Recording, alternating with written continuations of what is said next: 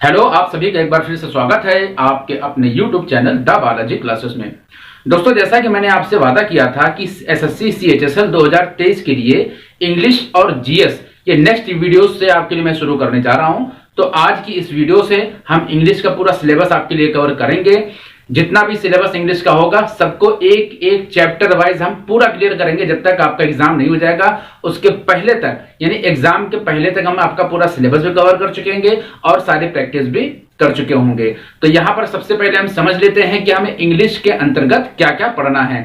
मैं आपको बता दूं कि हम इंग्लिश का सिलेबस को लेकर चलेंगे, इंग्लिश के सिलेबस को लेकर के चलेंगे और जीएस वाला जो पोर्शन है आपका इंग्लिश और जीएस, इस पोर्शन को पहले हम पूरा खत्म करेंगे, पूरा सिलेबस आपका कंप्लीट करवाएंगे, जिसके अंतर्गत आपको इंग्लिश का एक एक चैप्टर वाइज, जीएस के एक एक चैप्टर वाइज आपका एग्जाम 2 अगस्त से 22 अगस्त के 2 अगस्त से 20 अगस्त या 22 अगस्त के जो है आसपास आपका ये एग्जाम होगा। यानी आपके पास मान के चलिए 55 दिन शेष हैं, 55 दिन शेष आपके पास हैं। तो 55 दिन के अंतर्गत अगर आप कठिन परिश्रम करते हैं, खूब मेहनत करते हैं, तो निश्चित मानिए आप सफलता पा सकते हैं। और प्रीवियस वीडियो में यानी इसके पहले की वीडियो में हमने ये डिस्कस किया था कि किस तरीके से हम कौन कौन सी किताबें पढ़े। तो उस वीडियो को देखने के लिए इसी वीडियो के डिस्क्रिप्शन बॉक्स में मैं लिंक दे दूंगा, उसको भी आप जाकर के देखिएगा। यहां पर हम बात करेंगे आज सिर्फ जो इंग्लिश की, इंग्लिश के अंतर्गत हमें क्या क्या पढ़ना है, पूरा सिलेबस देख करके हम आपका इसको जो इंग्लिश की क्लास है आज से इसका स्टार्ट करते हैं। तो सबसे पहले एक हम रेफरेंस ले लेते हैं कि हमें क्या क्या पढ़ना है। तो सिलेबस अगर आप देखेंगे तो इसके पहले भी मैंने एक सिलेबस वाला वीडियो बनाया था जिसको मैंने डिटेल से चर्चा की थी, जिसके अंतर्गत मैंने इंग्लिश, जीएस, मैथ, रीजनिंग सबके बारे में बात की थी। आज हम सिर्फ इंग्लिश के बारे में बात करेंगे।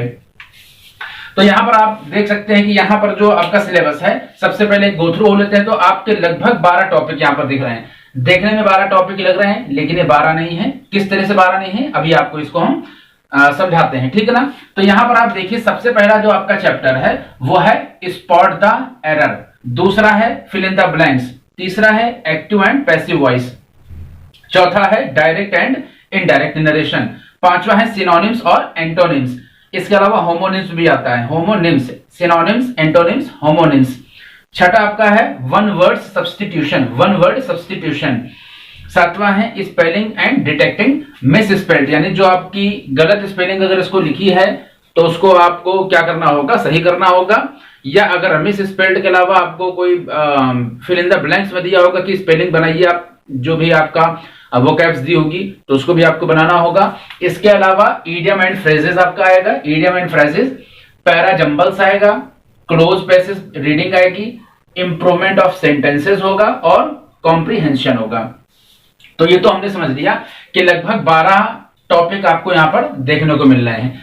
अब हम इसके लिए बात करते हैं। और जैसा कि मैंने जो पहली वीडियो थी उसमें मैंने आपको बताया था कि ये जो 2 चैप्टर हैं आपके, एक तो स्पॉट द एरर्स और फिल इन द ब्लैंक्स, ये किसके माध्यम से हो सकते हैं, ये माध्यम से हो सकते हैं पार्ट्स ऑफ स्पीच के माध्यम से इसको हम सही कर सकते हैं, पार्ट्स ऑफ स्पीच।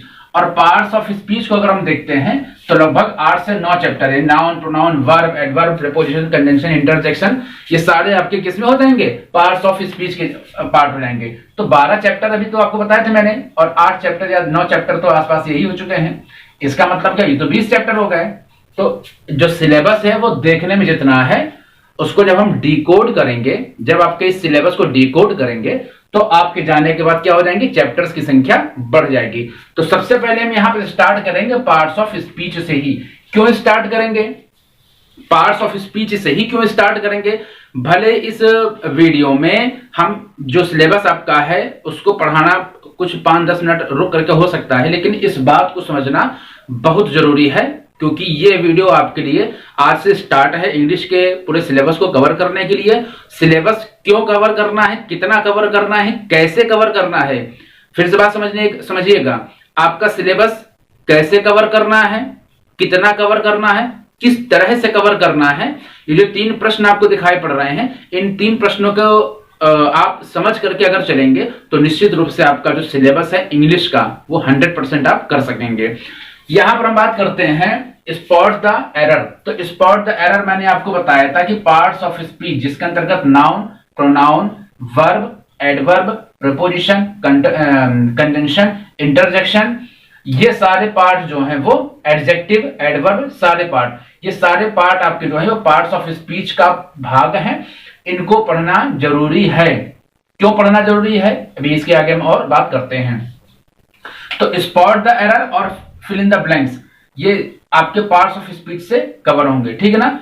तो 12 ये और 8 20 चैप्टर हो गए। इसके अलावा एक्टिव पैसिव, एक्टिव पैसिव और डायरेक्ट इनडायरेक्ट, एक्टिव पैसिव और डायरेक्ट इनडायरेक्ट, ये दो कैसे कवर होंगे। इसको कवर करने के लिए आपको क्या करना पड़ेगा, आपको टेंस आने ही चाहिए। जब तक आपको टेंस नहीं आएंगे आप इन दो चैप्टर्स को लगा नहीं सकेंगे, इम्पॉसिबल है, बिल्कुल नहीं लगा सकेंगे, कतई भी छू नहीं सकेंगे। मतलब एक्टिव पैसिव डायरेक्ट इनडायरेक्ट जो नरेशन है उसको करने के लिए आपको टेंस आने ही चाहिए। बिना टेंस के आप उसको नहीं कर पाएंगे, छू भी नहीं पाएंगे।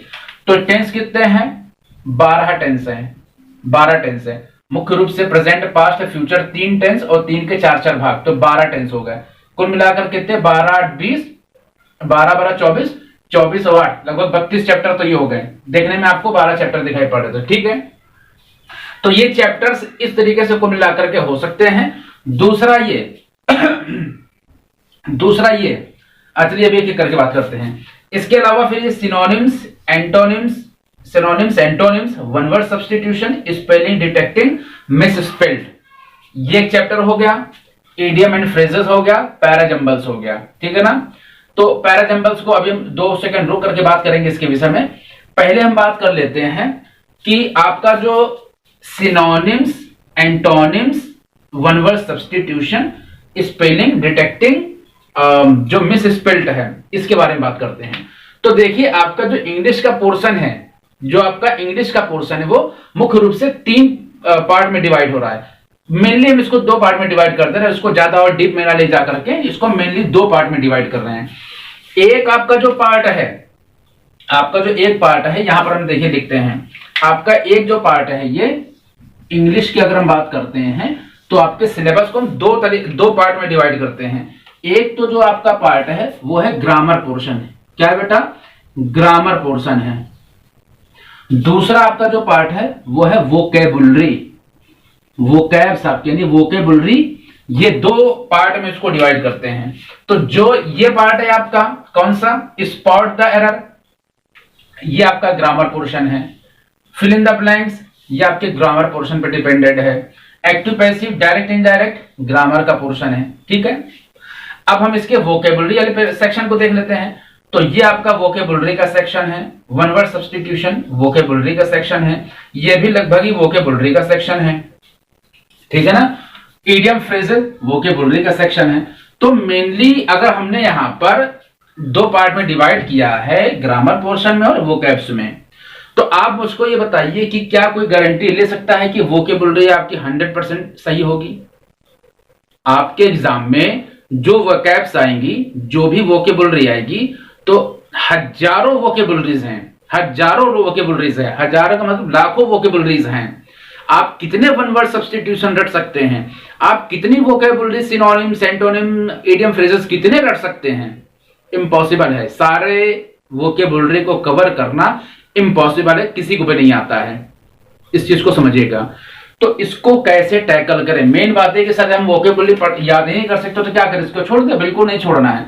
इसको कैसे मैनेज करना है, इस वोकेबुलरी जो आएगी इसको कैसे टैकल करना है, इस बात को आप मेरे ऊपर छोड़ दीजिए।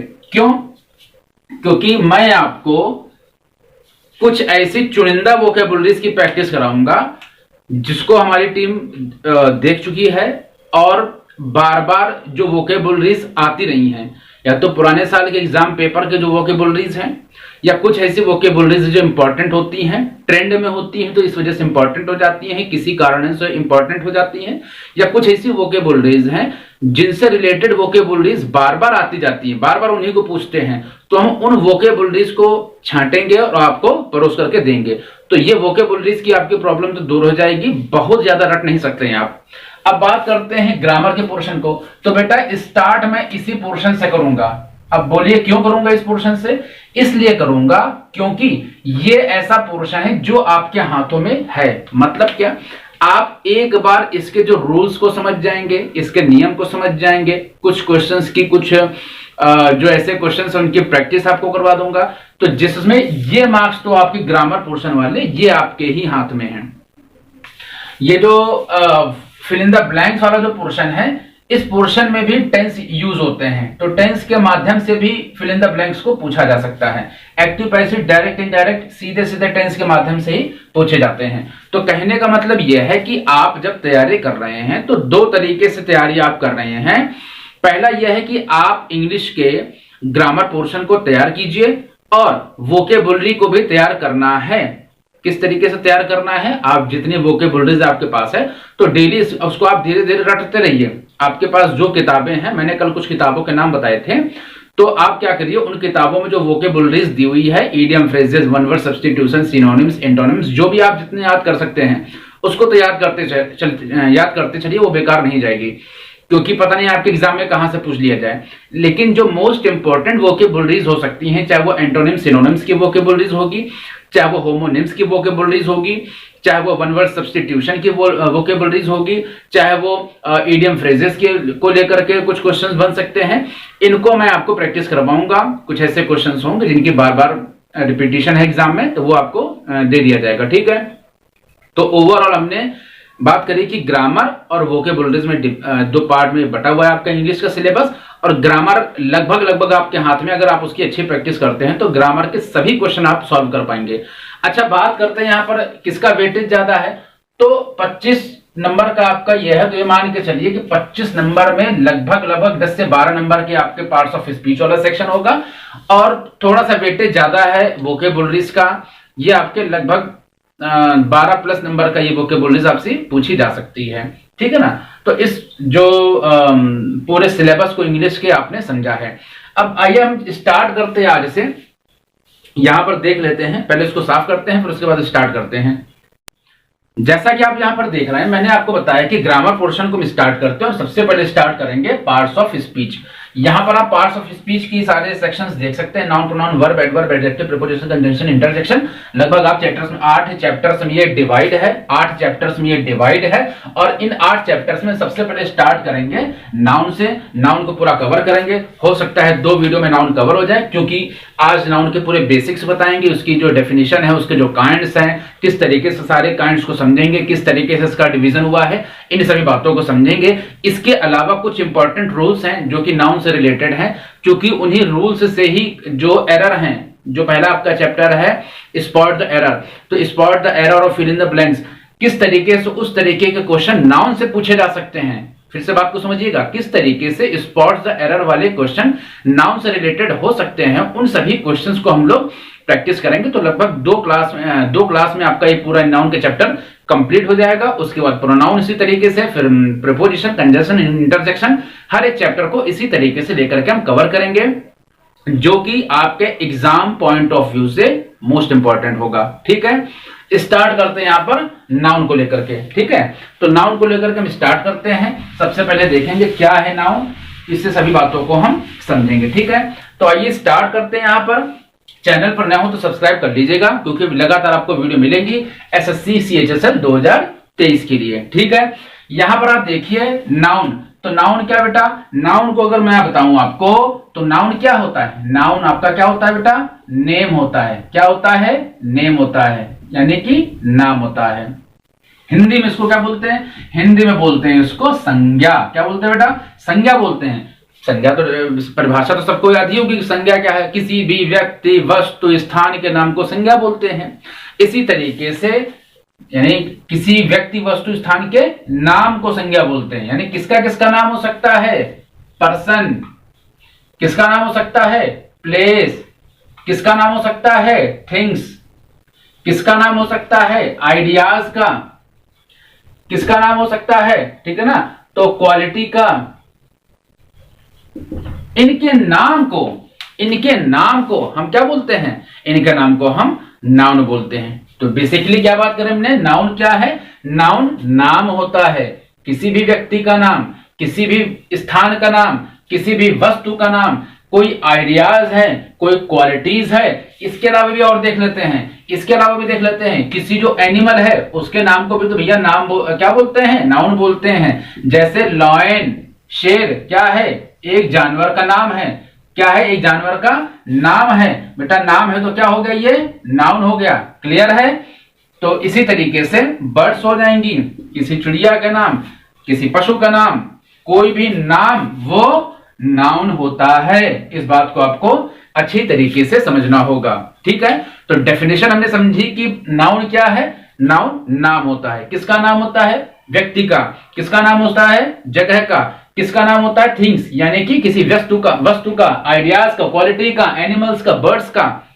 जो नाम है ना, यही नाउन होता है। ठीक है, अब इसके काइंड्स के बारे में बात कर लेते हैं। नाउन के काइंड्स के बारे में बात करते हैं। नाउन के काइंड्स, काइंड्स यानी कितने प्रकार के नाउन होते हैं। ठीक है ना। तो सबसे पहले प्रॉपर नाउन, एक बार नाम को देख लेते हैं। Proper noun, common noun, collective noun. Proper noun, common noun, collective noun, abstract noun, इसी तरीके से मटेरियल नाउन। ठीक है, 5 प्रकार के यहां पर नाउन हो गए। पहला कौन सा है, प्रॉपर नाउन। दूसरा कौन सा है, कॉमन नाउन। तीसरा कौन सा है, कलेक्टिव नाउन। चौथा कौन सा है, एब्स्ट्रैक्ट नाउन। पांचवा कौन सा है, मटेरियल नाउन। ये क्या होते हैं, कैसे समझेंगे, इन सभी पार्ट्स को कैसे समझेंगे। Proper noun, common noun, collective noun, abstract noun, material noun. ठीक है,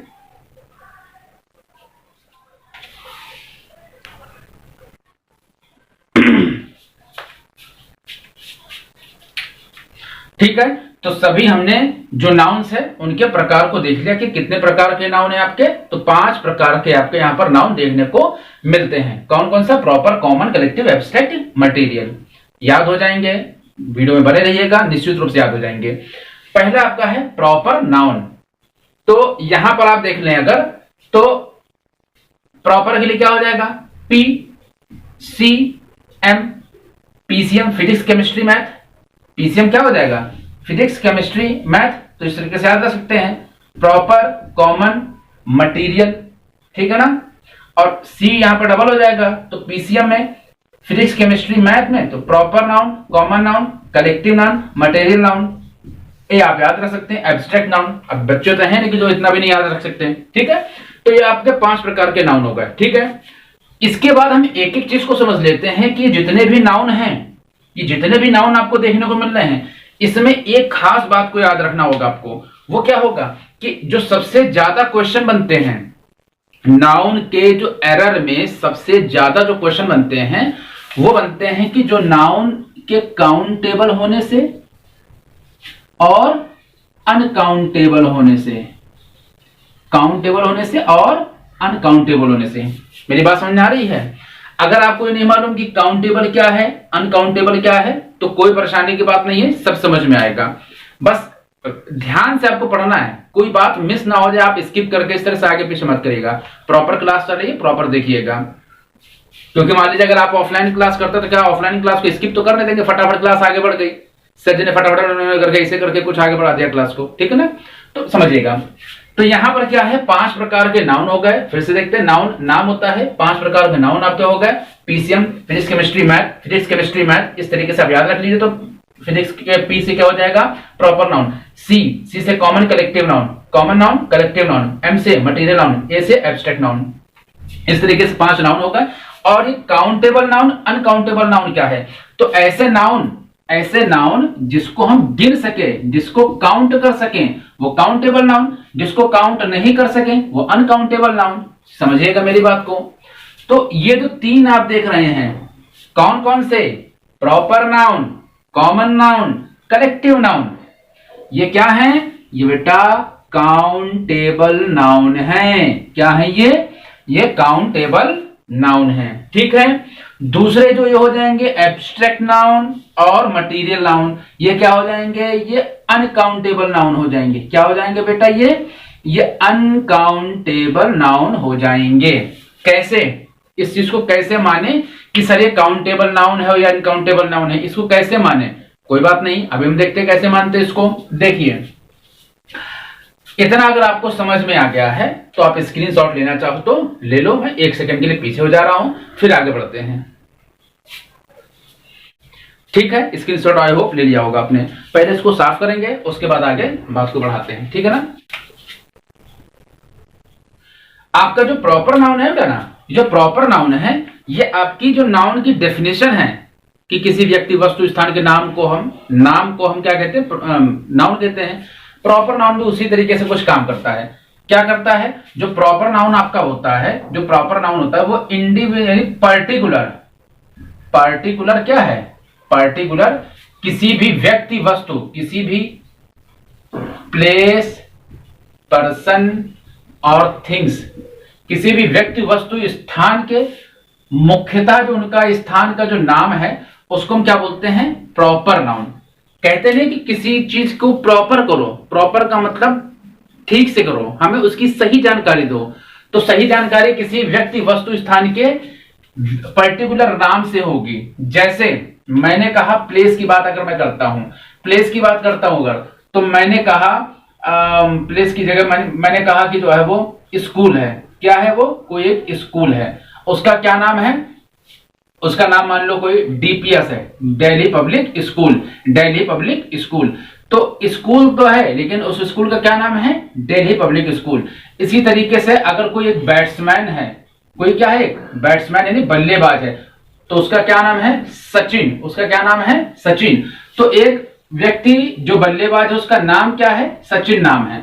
और जब सचिन उसका नाम है, डीपीएस स्कूल के यानी जगह का नाम है, किसी भी व्यक्ति वस्तु के, तो मान लीजिए थिंग्स का मतलब कोई वस्तु, तो किसी भी वस्तु का कोई जो नाम है, तो जो नाम है ना प्रॉपर नाउन में, इसको हम क्या बोलते हैं, प्रॉपर नाउन बोलते हैं। एग्जांपल के तौर पर देख लेते हैं, एग्जांपल के तौर पर देख लेते हैं। जैसे कानपुर, जैसे कानपुर, कानपुर क्या है, जगह का नाम है। जैसे अमित, जैसे अमिताभ बच्चन, अमित क्या, अमिताभ बच्चन, अमिताभ बच्चन। सचिन, सचिन कोई अगर लड़का हो सकता है, किसी का नाम भी सचिन हो सकता है, चाहे वो सचिन हो चाहे वो सचिन तेंदुलकर हो। ठीक है ना, कोई भी नाम हो सकता है। सेलो का पेन हो सकता है, सेलो पेन हो सकता है, कोई भी नाम हो सकता है। ठीक है ना। मैं कह सकता हूं कि चेयर। ठीक है ना। तो यहां पर चेयर का नाम को हटा देते हैं क्योंकि नाम हमें देना है। ठीक है, क्या देना हमें नाम देना है। तो कोई भी व्यक्ति, कोई वस्तु देख लेते हैं। जैसे मैंने आपको बताया सेलो का पेन है, रोटोमैक, रोटोमैक का भी पेन आता है, रोटोमैक का पेन। तो इस तरीके से पर्टिकुलर विशेषतः इसको बोल दिया हमने। क्या बोल दिया बेटा, विशेषतः जो नाम है उसको हमने बोल दिया प्रॉपर नाउन। आई होप समझ में आया होगा। नेक्स्ट हम देख लेते हैं कॉमन नाउन। नेक्स्ट हम क्या देख लेते हैं, कॉमन नाउन। तो कॉमन नाउन किसी भी पूरी कास्ट को डिनोट करता है। कास्ट का मतलब जाति नहीं, कास्ट का मतलब सेम काइंड को, एक ही जैसी चीजों को, सेम काइंड को डिनोट करता है, एक ही जैसी चीजों के बारे में बताता है। जैसे हम समझ लेते हैं, आपको मान लो एक एग्जांपल मैंने दिया, फैन। क्या दिया मैंने, फैन। ठीक है ना। मैंने आपको बताया हॉस्पिटल, हॉस्पिटल। ठीक है ना। मैंने आपको बताया लॉयन, मैंने आपको बताया काऊ। ठीक है ना। इस तरीके से कोई भी नाम ले सकते हैं। तो अगर मैं बात करता हूं फैन की, तो आप पूछोगे सर फैन क्या प्रॉपर नाउन नहीं है? बिल्कुल नाउन नहीं है, बिल्कुल भी प्रॉपर नाउन तो बिल्कुल नहीं है। क्यों नहीं है? क्योंकि कौन सा फैन, आपको इसकी जानकारी नहीं मिल रही है। फैन का मतलब सभी फैन, यानी कोई एक इसका नाम नहीं है कि कोई ब्रांड का नाम नहीं है। जब इसको अगर मैंने कह दिया बजाज फैन, क्या कह दिया बेटा, मैंने इसको कहा बजाज का फैन, तो अब ये नाम इसके साथ जुड़ गया। और मैंने आपको बताया क्या कि पर्टिकुलर विशेषता जब कोई नाम जुड़ता है साथ में तभी वो प्रॉपर नाउन होता है। अगर नाम नहीं जुड़ा है, पंखे की सिर्फ बात हो रही, किस पंखे की बात हो रही है, इसकी बात नहीं हो रही, तो हो गया क्या, कॉमन नाउन। हॉस्पिटल, किस हॉस्पिटल की बात हो रही है, सहारा के हॉस्पिटल की बात हो रही है, एम्स के हॉस्पिटल की बात हो रही है, किसकी बात हो रही है, नहीं जानकारी, सिर्फ हॉस्पिटल के बारे में बात हो रही है। तो जहां पर कोई नाम नहीं आता है, कोई एक हॉस्पिटल, अगर आपसे कह दिया जाए कि आपका दोस्त एक हॉस्पिटल में एडमिट है, तो किस हॉस्पिटल में एडमिट है भाई, उसकी विशेषता, उस मुख्य नाम को हम नहीं जानते कि किस हॉस्पिटल में। अगर मान लो आपको कह दिया कि लखनऊ का हॉस्पिटल है सहारा हॉस्पिटल, तो आपको मालूम है एक हॉस्पिटल तो है, लेकिन उसका क्या नाम है, सहारा नाम है उसका, तो आप निश्चित रूप से समझ जाएंगे कि सहारा हॉस्पिटल उसका नाम है, और आप वहां सीधे पहुंच जाएंगे। क्यों? क्योंकि विशेषता उसका नाम दिया है सहारा। तो जब मुख्य रूप से नाम दिया हो तो प्रॉपर नाउन है, नाम ना दिया हो, पूरी एक ही जैसी चीजों के बारे में जानकारी देता हो, उसको हम बोलते हैं कॉमन नाउन। ठीक है, अगर इसके बावजूद भी अगर कोई कंफ्यूजन है तो आप पूछ लीजिएगा, ठीक है, कमेंट करके। कलेक्टिव नाउन, तो जहां पर ग्रुप्स आपको दिखाई पड़े, कलेक्शन, कलेक्टिव किससे बना है, कलेक्शन करके कलेक्टिव बना है। तो जहां आपको ग्रुप दिखाई पड़े, कोई समूह दिखाई पड़े, ठीक है ना, कोई समूह दिखाई पड़े, तो उस समूह को हम बोलते हैं कलेक्टिव नाउन। कैसे? मैंने कहा आर्मी, आर्मी क्या है, ग्रुप ऑफ सोल्जर है। बंच ऑफ बनाना, बहुत सारे केलों का जो गुच्छा है, 1 दर्जन 2 दर्जन 4 दर्जन, जितने भी दर्जन लेना चाहो, ठीक है ना। इसके अलावा हम और क्या कर सकते हैं कलेक्टिव नाउन, इसके अलावा हम कह सकते हैं क्राउड, CROWD, क्राउड, क्राउड का मतलब होता है भीड़, बहुत सारे लोग, तो ये भी समूह है। तो इस तरीके से क्या होगा, ये कॉमन नाउन हो गया। अभी एक बार हम इसको देख लेते हैं कि किस नाउन को क्या बोलते हैं, ठीक है ना। उसके बाद काउंटेबल अनकाउंटेबल को भी लेकर के चलेंगे, ठीक है। इसके अलावा एब्स्ट्रैक्ट नाउन, एब्स्ट्रैक्ट नाउन में क्या होता है बेटा, एब्स्ट्रैक्ट नाउन में मुख्य रूप से क्या होता है, नेम है किसका, फीलिंग्स का नाम है, किसका नाम है, फीलिंग्स का, भावनाओं का नाम है। इसको हम थोड़ा सा इरेज करते हैं जिससे बोर्ड पर जगह बने, ठीक है। यहां हम लोग देख लेते हैं एब्स्ट्रैक्ट नाउन को, किसको देख लेते हैं, एब्स्ट्रैक्ट नाउन को। मैंने आपको बताया क्या बेटा, ये होता है फीलिंग्स, जो फीलिंग्स का जो नाम होता है, नाम क्या होते हैं, नाउन होता है। तो ऐसा नाम जो फीलिंग्स के बारे में जानकारी दे, जैसे हैप्पीनेस, जैसे बेटा हैप्पीनेस, जैसे सैडनेस, जैसे सैडनेस। स्टेट के बारे में बताता हूं, यानी अवस्था का नाम, कौन सी अवस्था, ये हैप्पीनेस और सैडनेस ये प्रकार की मना अवस्था है, मन की अवस्था है। इसी तरीके से एक अवस्था में देख सकते हैं, जैसे बुढ़ापा देख सकते हैं, बुढ़ापा, ये ओल्डनेस, ओल्डनेस, चाइल्डहुड बचपना, चाइल्डहुड बचपना, ये भी क्या है, अवस्था है। तो इस प्रकार से जो एब्स्ट्रैक्ट नाउन होता है, जैसे ऑनेस्टी, एक और देख लेते हैं क्या है, ऑनेस्टी, ऑनेस्टी, जैसे मैंने आपको क्या बताया था कि क्वालिटी का नाम शुरू में बताया था डेफिनेशन में, आइडियाज और क्वालिटी, तो ऑनेस्टी ये क्या है, क्वालिटी है। तो इस तरीके से इसको क्या बोलते हैं, एब्स्ट्रैक्ट नाउन बोलते हैं, ठीक है ना। अभी यहां तक रखने देते हैं, आगे और इसको डिटेल से बात करेंगे जब हम उसके कलेक्टिव नाउन और काउंटेबल और अनकाउंटेबल को देखेंगे, ठीक है। इसी तरीके से हम क्या देख सकते हैं, मटीरियल नाउन, ये सबसे सरल है, मटीरियल नाउन, मटीरियल नाउन सबसे सरल है। कैसे, इसको हिंदी में बोलते हैं पदार्थवाचक संज्ञा, पदार्थवाचक संज्ञा। और पदार्थ क्या होता है, 3 प्रकार के होते हैं, ठोस, द्रव, गैस, सॉलिड, ठोस, लिक्विड और गैस, गैसीय अवस्था। तो सॉलिड में आपके क्या हो सकते हैं, कौन कौन से पदार्थ हो सकते हैं, तो बेटा वुड हो सकता है यानी लकड़ी, गोल्ड, कॉपर, आयरन, कुछ भी हो सकता है, एटसेट्रा। इसी तरीके से लिक्विड में क्या हो सकता है, कुछ भी हो सकता है, मिल्क हो सकता है यानी दूध, घी, वाटर, ठीक है ना, कुछ भी हो सकता है, कोल्ड ड्रिंक, कोल्ड ड्रिंक कुछ भी हो सकता है, एटसेट्रा। इसी तरीके से गैसेस में कोई भी गैस हो सकती है, CO2 हो सकती है, O2 हो सकती है, H2 हो सकती है, ठीक है ना, कोई भी हो सकता है। तो कोई भी सॉलिड हो, लिक्विड हो, गैस हो, कोई भी पदार्थ हो, कोई भी मटेरियल हो, अगर हम इनको देखेंगे तो हम ये समझ लेंगे कि ये जो क्या है, ये मटेरियल नाउन है, ठीक है ना। अब यहां पर हम क्या कर सकते हैं, अब हम यहां पर जैसे मैंने आपको बताया कि पहले एक बार इसके प्रकार को समझ लेते हैं। तो हमने किसके कितने प्रकार हैं और हम ये कैसे पहचाने कि कौन सा मटेरियल नाउन है, कौन सा कॉमन नाउन है, कौन सा प्रॉपर नाउन है, इसको भी हमने समझा। अब हम चलते हैं उन मुख्य बातों पर जिनसे हमारा स्पॉट द एरर वाला क्वेश्चन कंप्लीट होता है, यानी हम जो एरर्स हैं उसको फाइंड कर सकेंगे। तो आइए उसी तरफ हम लोग बढ़ते हैं और जो एरर के लिए इंपॉर्टेंट है क्या चीजें, कौन से रूल्स है जो मैं एरर के बारे में बताते हैं उनको भी समझते हैं, ठीक है। तो पहले इसको साफ करते हैं, उसके बाद उसको लेकर के चलते हैं।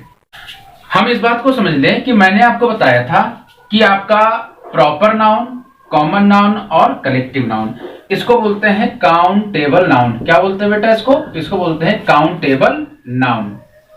क्यों काउंटेबल बोल सकते हैं? क्योंकि ये काउंट किया जा सकता है, काउंट किया जा सकता है। इनको हम अनकाउंटेबल नाउन बोलते हैं। क्या बोलते हैं बेटा? Uncountable noun.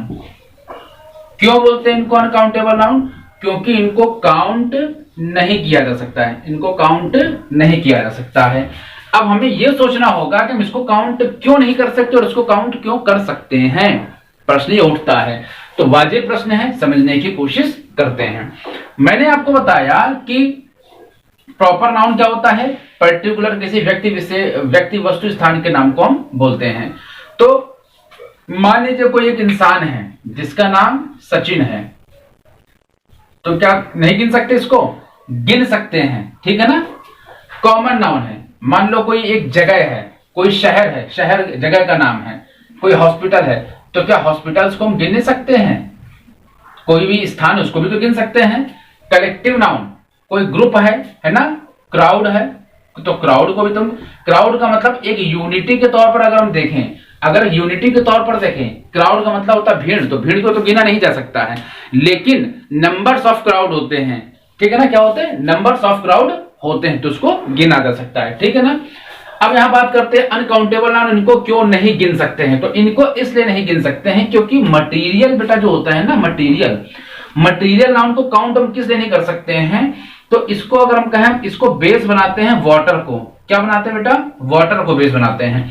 तो आप क्या वाटर को गिन सकते हैं? नहीं गिन सकते, पानी नहीं गिना जा सकता है। अब ये कहेंगे सर एक बूंद पानी, दो बूंद पानी, तो बेटा वो पानी नहीं है, वो वाटर ड्रॉप्स है, पानी की बूंदों को गिन रहे हैं, पानी नहीं गिन रहे हैं, ठीक है।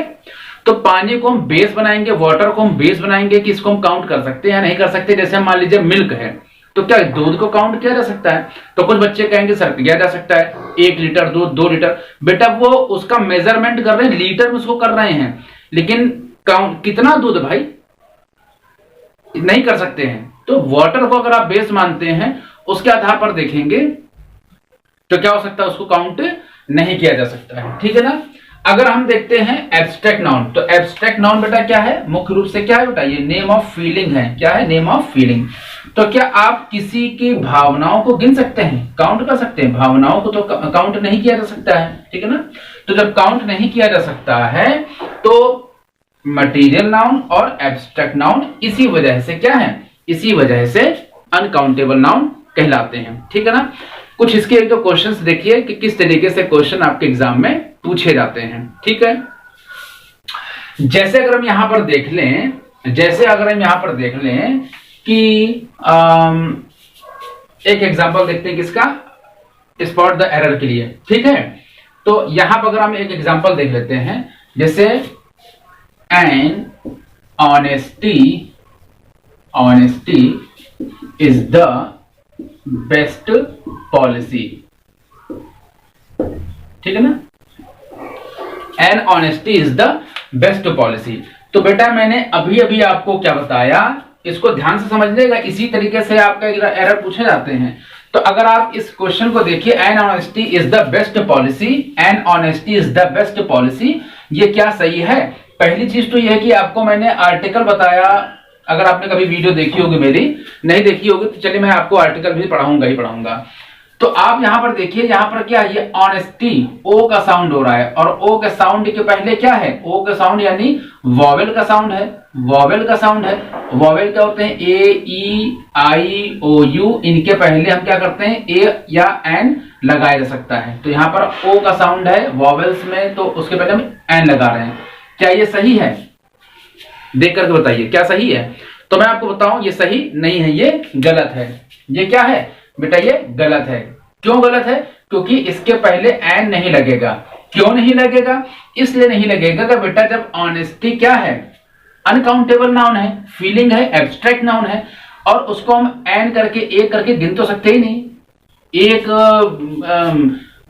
जो मतलब जो ईमानदारी, बहुत अच्छा आचरण है, ऐसा तो नहीं कह सकते। तो ऑनेस्टी क्या है, एब्स्ट्रैक्ट नाउन है, अनकाउंटेबल नाउन है, और एन काउंटेबल नाउन के पहले लगेगा, अनकाउंटेबल नाउन के पहले एन नहीं लगता है। इस बात को आप समझिएगा, ठीक है ना। या एक एग्जांपल और देख लें,